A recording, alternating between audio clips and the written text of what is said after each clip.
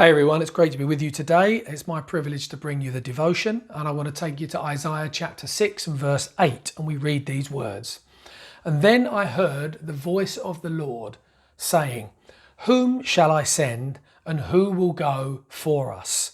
And I said, "Here I am, send me." Now these are familiar words to many of us. I've read these words many, many times before, but I read it this week and I noticed something I've never noticed before. Something just leapt out of the page and jumped at me.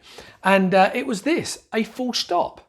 It was a full stop that jumped out of the page. There is a full stop between the phrase, "Here I am," and "Lord, send me." Now I'd always seen them as one statement.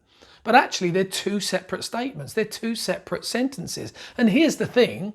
The second sentence, the second statement, doesn't always follow on from the first statement.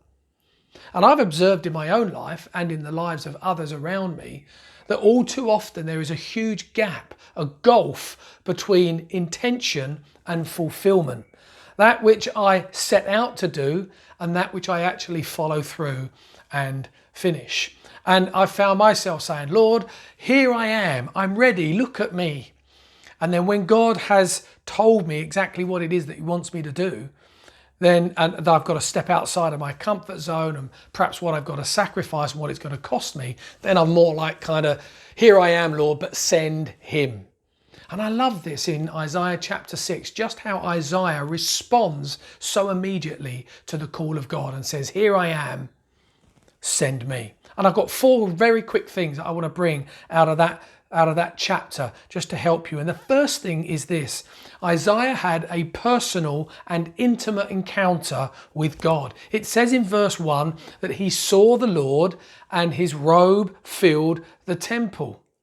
You see, I think that's what makes the difference between a genuine surrender to God's plans and purposes and a hollow rhetoric.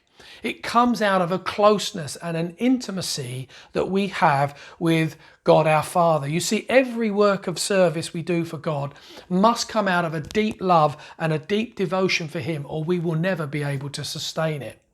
The second thing is this. Isaiah was fully aware of his own unworthiness and uselessness. He goes on to say, "Woe is me, I cried. I am ruined. I am a man of unclean lips." Now, I'm sure we can all identify with Isaiah in that way. And we all realize that actually, we are empty. We are powerless in so many situations. And I'm sure if you're anything like me, you've had a bit of a laugh with God. You said, "You must be joking. You expect me to do that? I'm not good enough. I'm not strong enough. I'm not talented enough. I'm not gifted enough to be able to do that." But here's the deal, that God calls us anyway, even in the light of his glory and his power and his brilliance.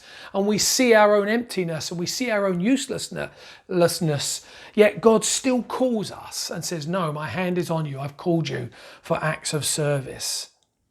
So even though we are nothing, he calls us and makes us something. The third thing, of course, is that his lips were touched by a coal from heaven. That God cleanses him, and not only cleanses him, but empowers him for works of service. We know that the Holy Spirit represents the fire of God, and we need to be touched by the Holy Spirit every day of our life. He needs to cleanse our lips and cleanse our minds and cleanse our hearts and empower us for service. We can't do any of this on our own. We need the touch of heaven to change us and to empower us for works of service. And then we move into the fourth thing, and here we are in this verse 8, this immediate response to the call of God. There was no hang on God, let me just check this out to see if it's convenient for me. His obedience to the Lord did not depend on whether he found what God was calling him to do acceptable, convenient, or achievable. In Romans chapter 12, verses 1 and 2, we are called to give our lives as a living sacrifice. So I encourage you, follow through. Yes, Lord, here I am, but Lord, send me. Let's be those that follow through with our commitment to God. And I leave you with this.